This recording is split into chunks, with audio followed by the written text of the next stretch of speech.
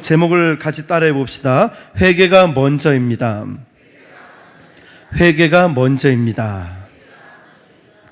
미국에서 실제로 있었던 실화입니다. 어느 주일 저녁에 두 명의 청년이 작정을 했습니다. 어떤 작정을 했냐면 타락하기로 작정을 합니다. 그래서 도박장을 찾아갔어요.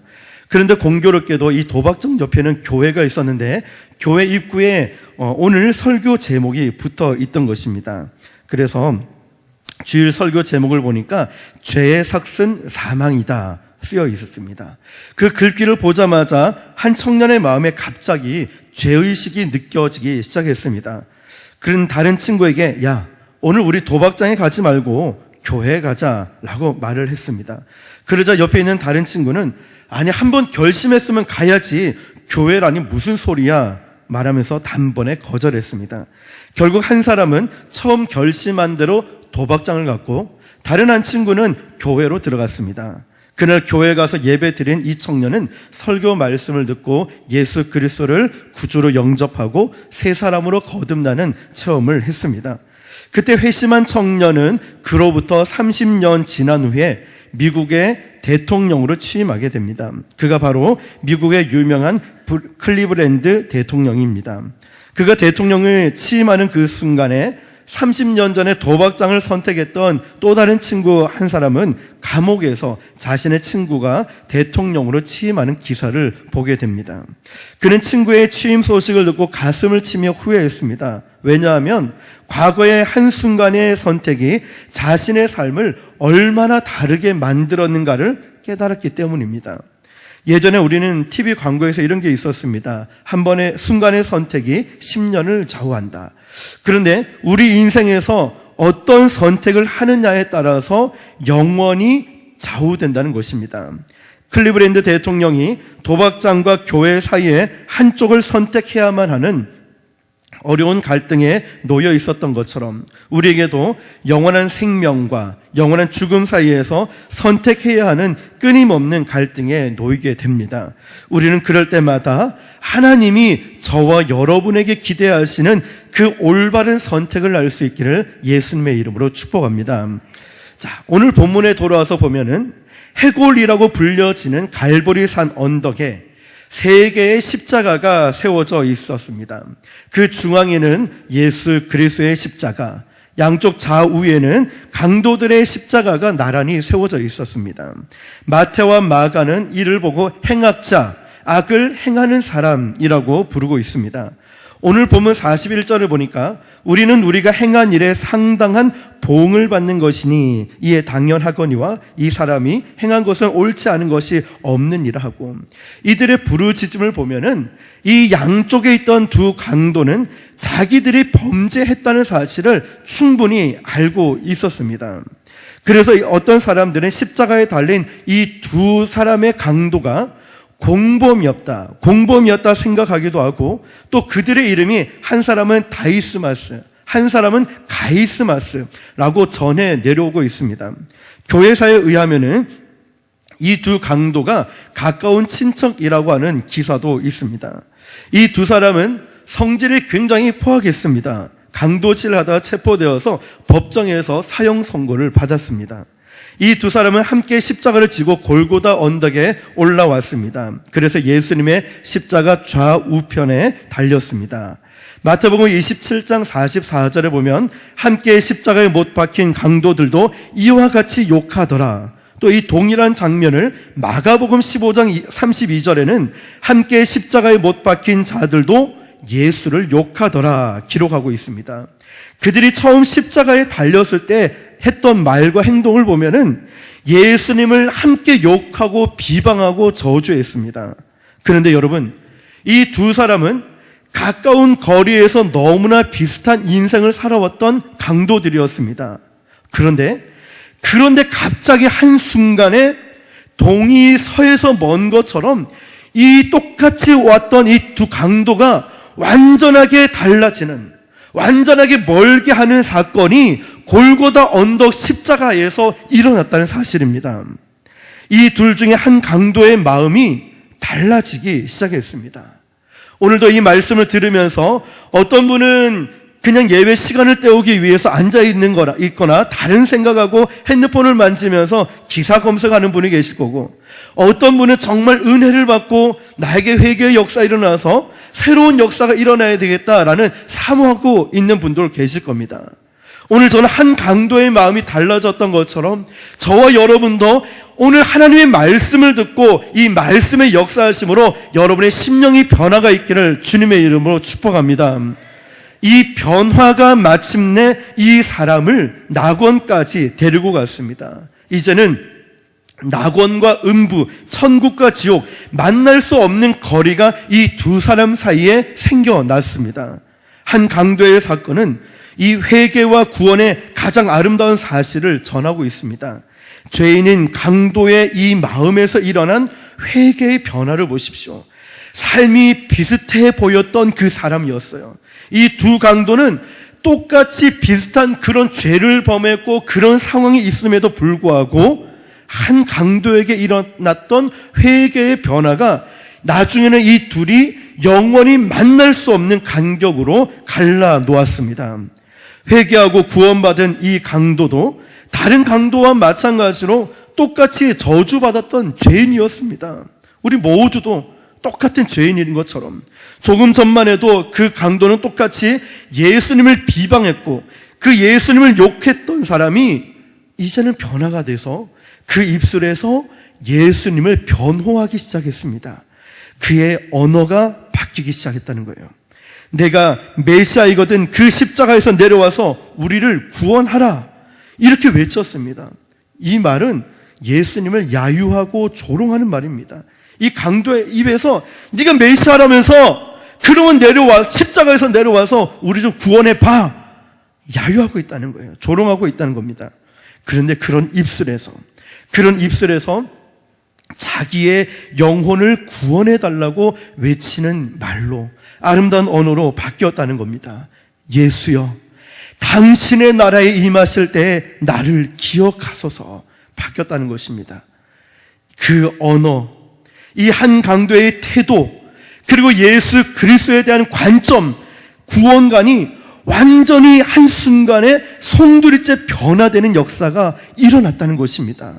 이것은 영혼의 위대한 변화이고 순간적으로 찾아온 놀라운 사건입니다. 이런 변화의 사건이 저와 여러분에게 일어나길 축복합니다. 그렇다면 이 한 강도를 볼 때 십자가에 달리신 예수님에게서 과연 무엇을 발견했을까요? 무엇이 이 한 강도의 삶을 완전히 변화시킬 수 있는 그 무엇이 무엇일까요? 그리고 무엇이 이 악한 강도의 가치관, 이 생각들을 변화시켜 놓는 동기가 되었을까요? 오늘 저는 본문에서 한번 그 부분들을 추적해 나가고자 합니다. 이 회개한 강도도 예수님과 같이 십자가를 지고 골고다 언덕을 올라갔습니다. 골고다 언덕을 십자가를 지면서 올라가면서 가장 가까운 거리에서 예수님을 목격할 수 있었을 겁니다. 이 두 강도는 너무너무 힘들고 무겁고 아프고 고통스러우니까 이 고통을 이기지 못해서 얼굴을 찡그리면서 욕설을 퍼붓고 저주하고 오만 불평 불만을 다 쏟고 있을 겁니다. 마지막 죽게 되는데 뭐가 두려울 게 있겠습니까? 온갖 더러운 말들을 다 뿜어내고 있다는 겁니다. 그런데 옆에서 가만히 보니까 같이 십자가를 짊어지고 오는 예수님의 얼굴을 보니까 예수님은 그들의 모습과 전혀 다른 모습을 하고 있다는 것을 발견하게 되었습니다. 조금도 원망하거나 불평하거나 이상하게 느껴질 만큼 엄숙하고 경건한 모습을 예수님의 얼굴에서 발견했다는 것입니다. 그래서 이사야서 53장 7절에 그가 곤욕을 당하여 괴로울 때에도 그의 입을 열지 아니하였음이며 마치 도수장으로 끌려가는 어린 양과 털 깎는 자 앞에서 잠잠한 양같이 그 입을 열지 아니하였도다. 예수님은 죄 없이 억울한 고통을 당하면서도 완전한 침묵 속에서 영원한 하늘나라를 바라보면서 십자가를 짊어지고 골고다 언덕을 오르고 계셨다는 겁니다. 이 예수님의 모습을 통하여서 그 강도들은 자신들과 전혀 다른 것을 어쩌면 신기할 정도로 생각될 만큼 이 광경을 목격하게 된 것입니다. 오히려 흐느끼며 예수님을 따르고 있는 유대 땅 여인들을 향하여 예루살렘 딸들아, 나를 위해 울지 말고 너희 자녀를 위해 울라 말씀하셨습니다. 그리고 십자가 위에 놓인 채로 손바닥에 못이 박히우면서도 이 두 강도들은 너무 고통스러우니까 온갖 저주와 욕설을 퍼부었습니다. 그 중앙에 달리신 예수님은 아직도 한마디 말씀도 없으셨습니다. 이 엄숙하고 고요한 침묵, 야유하는 사람들이 있고 조롱하는 사람들, 심지어는 예수님께 침을 뱉고 있는 사람들, 로마 군인들은 주님의 마지막 남기신 그 옷마저도 제비 뽑아서 나누고 있는 그러한 광경들 보십시오. 그때 주님께서 하신 말씀이 무엇입니까? 아버지여, 저들이 하는 것을 모르오니 저들을 용서하여 주옵소서. 그들이 먼저 용서를 예수님께 구하지도 않았어요. 그들이 모른다니까요. 예수님이 먼저 그들을 용서해달라고 주님이 말씀하셨다는 거예요. 회개한 한 강도의 마음은 어땠을까요? 여러분, 이 광경을 볼 때 여러분은 어떤 마음, 어떤 생각이 드십니까?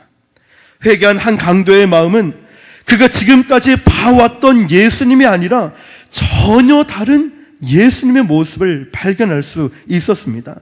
단순히 나사렛 사람 예수가 아니라, 목수의 아들 예수가 아니라, 그냥 성자가 아니라 온 숱한 사람들의 죄를 짊어가시는, 기도하시는 중보자 예수님, 구원자 예수님을 이 한 강도는 발견했다는 것입니다. 유다 백성이 기다려오던 메시아, 소문으로 듣던 저 사람이 바로 메시아일 것이다, 구세주일 것이다, 이 한 강도는 예수님의 모습을 통해서 발견했다는 것입니다. 십자가 위에 유대인들이 조롱하기 위해 써놓은 나사렛 예수, 유대인의 왕, 이 팻말이 이 한 강도에게는 다르게 새롭게 다가오기 시작했습니다. 그 강도는 예수님에게서 진정한 구세주의 모습, 왕의 모습을 보고 있는 것입니다. 사랑하는 성도 여러분, 그렇다면 무엇이 이 두 강도에게서, 과연 무엇이 두 사람의 차이를 만들었을까? 한 사람은 끝까지 저주하고 불평과 원망했고, 한 사람은 진짜 메시아임을, 구세주임을 발견하고 있었습니다. 무엇이 이 차이를 만들었을까요? 오늘 말씀을 듣고 있는 분들 가운데도 이런 생각이 들 것입니다. 과연 어떠한 일이 일어났을까? 과연 하나님께서 어떤 역사를 펼치실까? 이 강도를 변화시킨 회개의 내용을 오늘 본문을 통하여 몇 가지만 살펴보겠습니다. 첫 번째가, 이 한 강도는 이 십자가에서 하나님에 대한 새로운 시각이 나타나기 시작했습니다. 하나님에 대해서 새로운 시각으로 그는 어떻게 말했습니까? 다른 비방하는 이 한 강도를 향해서 이렇게 말합니다. 40절에 내가 동일한 정죄를 받고서도 하나님을 두려워하지 않느냐. 호련히 이 한 강도의 마음속에는 하나님에 대한 신뢰감, 하나님을 향한 두려운 마음이 생겨났다는 거예요. 그리고 하나님을 구원의 하나님으로 바라보는 눈이 열렸다는 것입니다. 사랑하는 성도 여러분, 여러분은 눈이 열릴 수 있게 축복합니다. 하나님을 두려워할 수 있는 마음이 생겨나길 축복합니다. 내 하나님을 두려워하기 시작할 때 비로소 내 안에 변화가 일어나기 시작합니다. 내 안에 아무런 변화가 일어나지 않는다고 하나님을 두려워하지 않는 사람도 있습니다. 이 강도의 마음속에는 비로소 하나님에 대한 새로운 시각이 나타나기 시작했습니다. 사랑하는 성도 여러분, 하나님이 우리와 함께 하심을 믿으십니까? 저와 여러분과 함께하고 계심을 믿으십니까? 그런데 우리는 마치 하나님이 없는 것처럼 살고 있지는 않습니까? 기도도 열심히 합니다. 예배도 잘 드립니다. 그런데 봉사도 열심히 합니다. 그런데 하나님이 있다라고 고백은 하지만 내 삶 가운데 하나님을 제쳐두고 없는 것처럼 살 때가 있지는 않습니까? 신학에서는 이런 사람들을 실천적 무신론자라고 합니다. 실천적 무신론자라는 뜻은 하나님이 있다, 관념적으로 알고 있는 거예요. 하나님이 계시지. 그렇지만 삶은 하나님이 없는 것처럼 살아가는 거예요. 이게 바로 실천적 무신론자라는 것입니다. 교회는 나오고 예배를 드리고 찬송도 하고 기도도 합니다. 그러나 내 삶에서는 하나님이 있으나 없으나 상관이 없는 거예요. 하나님 말씀보다, 하나님의 뜻보다, 하나님의 계획하심과 성경이 기록하고 있는 말씀보다 내 감정이 더 중요하고 내 기분이 더 중요하고 내 뜻이 더, 내 방법이 더 항상 우선이 되어버렸다는 거예요. 말씀보다 분명히 성경 말씀은 그렇다. 일단 말씀을 제쳐두고 나는 이렇다. 하나님 말씀과 상관없이 살아간다는 겁니다. 하나님 없이 없는 것처럼 생활하는 것을 실천적 무신론자들이라고 합니다. 두 번째로 이 강도의 변화를 보면은 죄에 대해서 평소의 생각이 이제 죄에 대해서 이제 다르게 생각하기 시작합니다. 41절 한번 보십시오. 우리는 우리가 행한 일에 상당한 보응을 받는 것이니 이에 당연하거니와 고백을 합니다.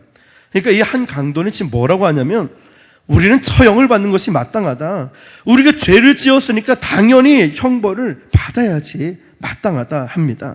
그는 이제 자기 죄에 대한 구체적인 행실과 실상을 발견하기 시작합니다. 자기 죄에 대해서 인정하고 발견하기 시작합니다. 우리가 여기서 깨달아야 될 것이 무엇이냐면 아무도 자기 자신에 대한 이 죄에 대해서 발견 없이는 예수님을 구세주임을 고백할 수가 없다는 겁니다. 내 자신의 죄를 봐야 되는데 자꾸만 다른 사람, 당신 때문에 그래, 당신 때문에 그래, 나는 잘하고 있어. 여기서부터 문제가 출발하는 겁니다. 바리새인 그렇잖아요. 나는 이것도 했고 나는 잘했잖아요.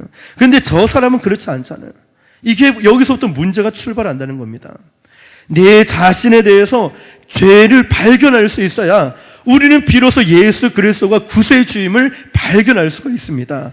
가장 먼저 내 자신을 볼 수 있어야 됩니다. 할렐루야. 나를 봐야 돼요. 나를. 내가 지금 어떤 상태이고 내가 지금 어떤 일을 하고 있고 지금 내 직분이 어떤 성도로 형성되어져 있는가.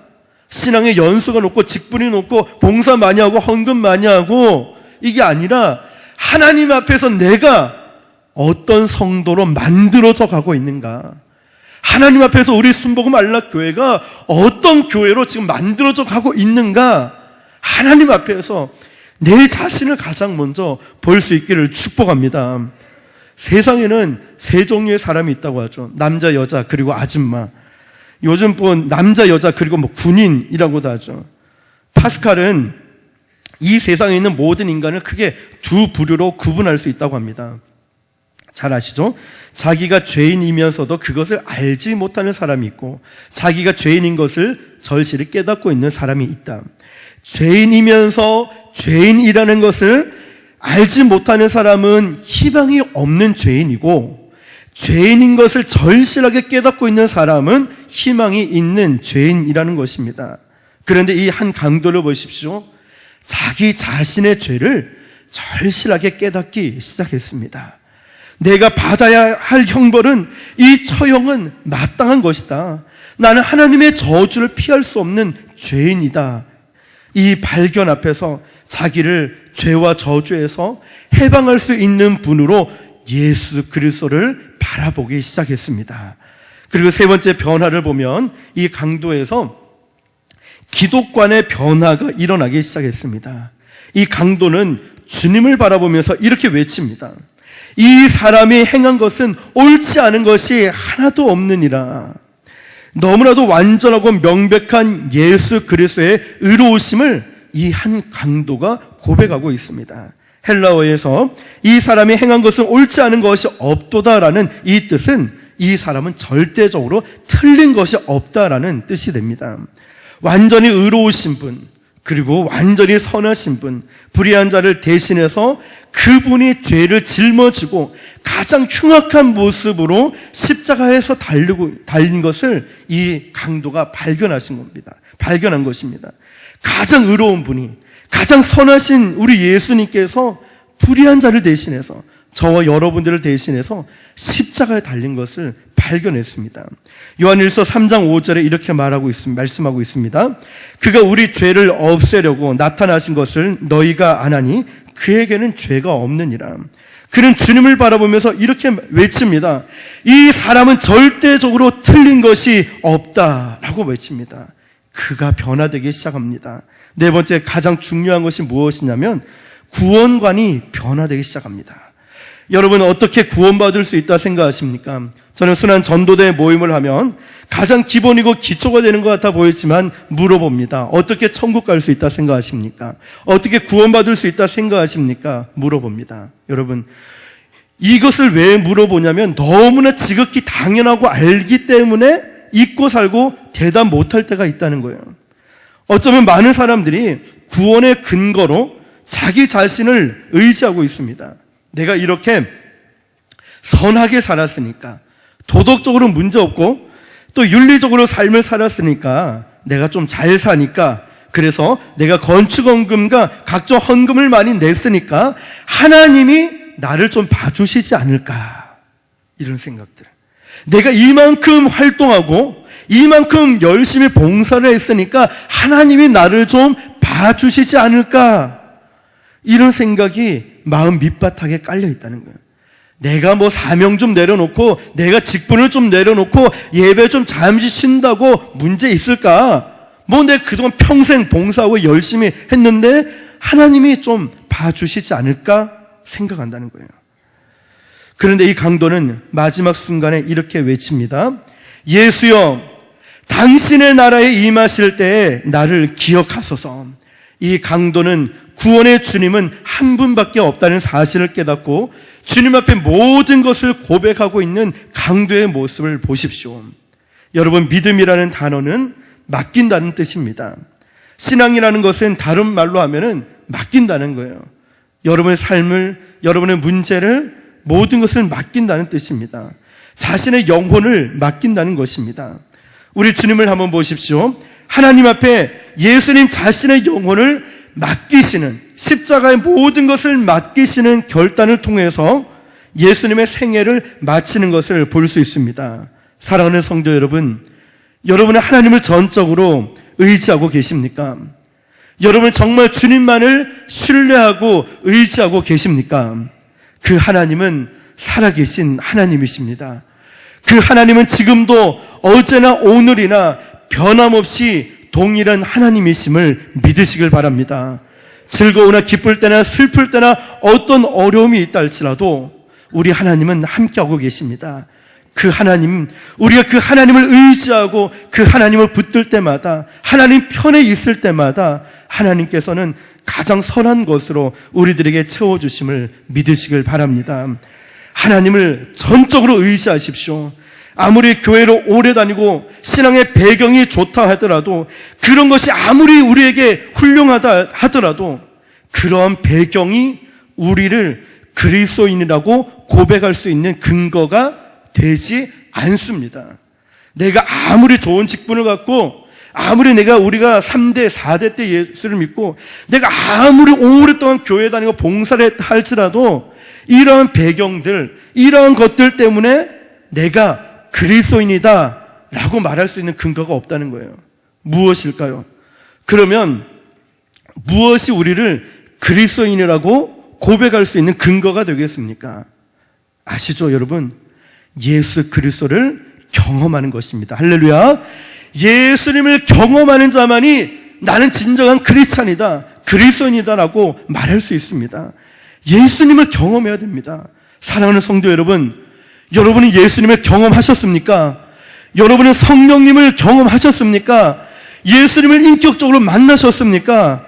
예수님을 경험하지 않으면 안 됩니다. 교회 와서 열심히 봉사만 하다가 그냥 가버리면 안 됩니다.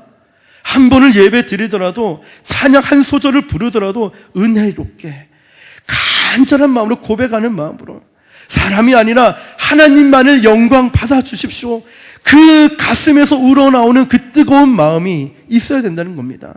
하나님이 나를 만지고 계시구나, 나와 함께하고 계시구나, 이 감격이 있어야 한다는 것입니다. 성령을 체험하지 않으면 안 됩니다.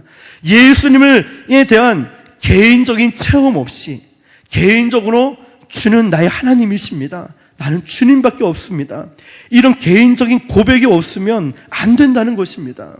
형식적인 건 안 됩니다. 직분, 오랜된 연수 아닙니다. 지금 이 시간에 내가 무엇을 하고 있는가? 내가 정말 십자가를 붙들고 있는가? 아니면 십자가를 내가 어떻게 생각하고 있는가? 여러분, 십자가를 목에 차고 반지를 끼고 있으면 별로 문제가 되지 않아요. 근데 십자가를 뭐 하라고?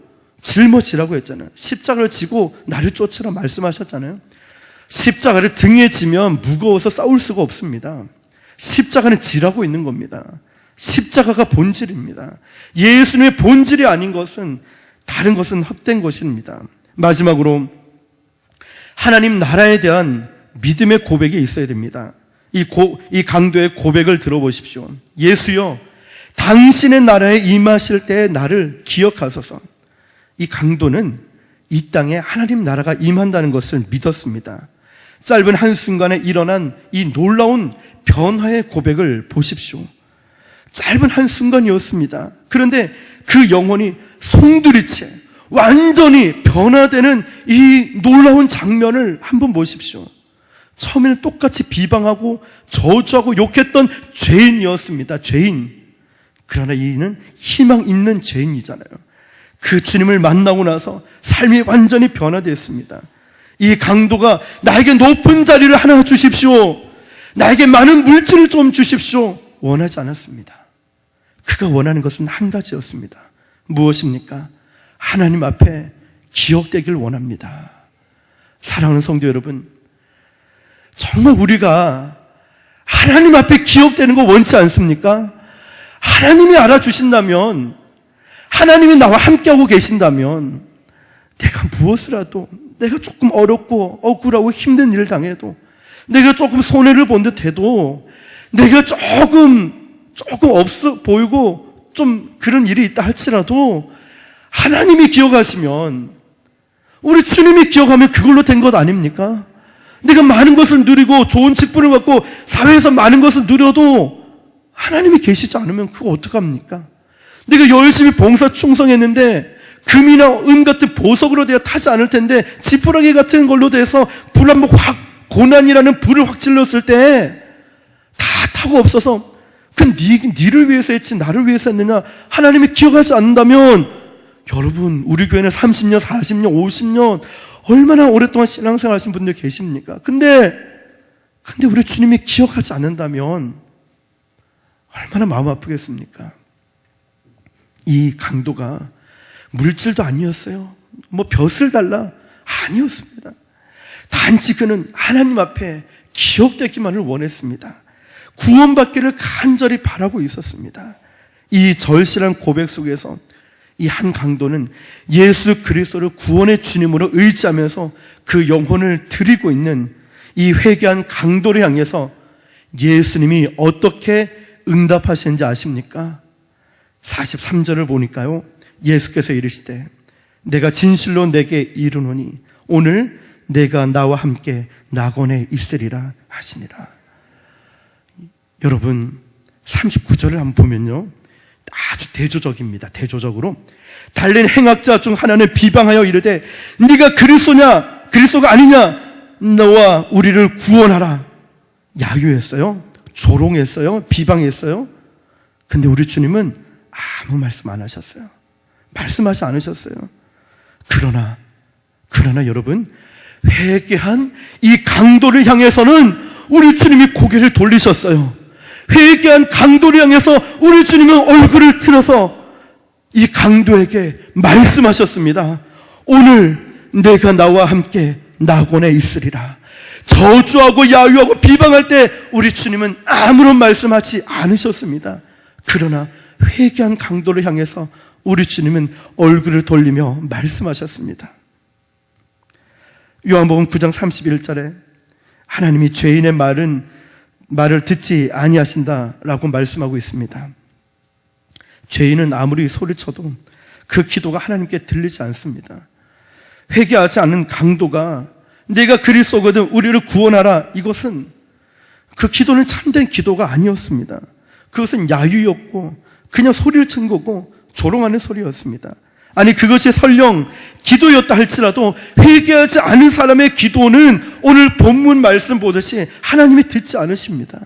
우리 주님이 아무런 반응을 하지 않으십니다. 사랑하는 성도 여러분, 하나님 앞에 여러분의 기도가 연락되기를 원하십니까? 그렇다면 오늘 이 시간 말씀의 제목처럼 회개가 먼저입니다. 오늘 먼저 회개하고 마음을 찢고 여러분 자신이 주님 앞에 내 자신을 비춰보며 낮은 모습으로 회개하는 모습. 회개는 돌이키는 것이고 회개는 회복하는 것입니다. 다시 한 번 더 가장 먼저 무엇을 구하기 이전에 내 자신의 모습을 그대로 주님 앞에 다 내려놓고 회개할 수 있길 예수님의 이름으로 축복합니다. 회개할 때 하나님이 회개할 때 얼굴을 돌리시고 회개할 때 우리에게 말씀하실 줄 믿습니다. 먼저 주님 앞에 나오시고 그리고 나서 하나님과의 분명한 관계를 가져야 됩니다. 교회에 나왔는데 기도도 제대로 하지 못하고 그냥 시간만 때우고 가버리고 교회에 나와서 예배도 한번 뜨겁게 드리지 못하고 찬양 한 소절 뜨겁게 하지 못하고 교회에 왔는데 주님 사랑합니다. 주님 나는 주님의 것이고 주님 내 주인이 되주십시오. 이런 고백 한 번 하지 못하고 왔다가 가본 어떻게 하겠습니까? 하나님과 분명한 관계를 가질 수 있길 축복합니다. 이 강도가 회개했을 때 비로소 주님은 그를 보시며 진실로 너희에게 이르노니 말씀하셨습니다. 즉 이제 예수님과 회개한 한 강도 사이에 대화가 이루어지기 시작한 겁니다. 회개하자마자 주님은 나에게 얼굴을 돌리십니다. 회개하자마자 주님은 나에게 말씀하기 시작하십니다. 회개하자마자 내 삶 속에 변화의 기적이 일어날 것입니다. 회개하자마자 성령이 내 속에 역사하게 됨을 믿으시길 축복합니다. 그리고 말씀하십니다. 오늘 내가 나와 함께 낙원에 있으리라. 구원은 회개할 때 즉시로 이루어지는 것입니다. 사랑하는 성도 여러분, 너무나 가까웠던 이 두 강도, 그러나 이제는 너무나 멀어졌습니다. 무엇 때문에 멀어졌습니까? 바로 회개와 믿음이 이 두 사람의 차이를 영원히 만날 수 없는 간격으로 떼어놓았습니다. 앞서 말씀드렸듯이 한 번의 선택이 10년이 아니라 한 번의 선택이 우리의 영혼을 좌우할 수 있습니다. 그리고 이 회개한 강도는 담대히 나왔습니다. 자기를 야유하는 사람들도 있었고 그 가운데 조롱하는 군중들도 있었습니다. 그러나 그 강도는 부끄러워하지 않았습니다. 오히려 더 담대하게 말을 하고 나아갑니다. 그리고 그 군중들 앞에서 당당하게 예수를 구주라 시인하며 나아갑니다. 이 고백은 절대로 부끄러운 고백이 아닙니다. 사랑하는 성도 여러분, 오늘도 말씀을 듣고 회개해야 되겠다. 이제 정말 부르짖고 기도해야 되겠다. 이제 내가 달라져야 되겠다. 이런 결단을 할 때, 신앙의 결정을 내릴 때는 체면이 중요한 것이 아닙니다. 자존심 아닙니다. 직분 모두 내려놓아야 됩니다.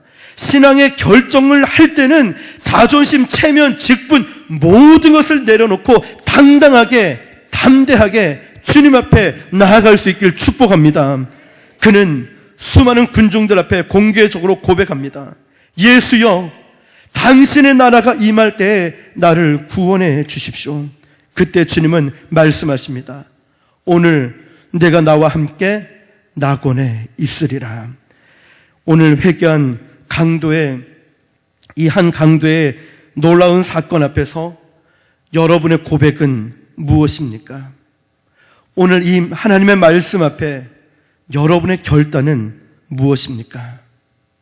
기도하겠습니다.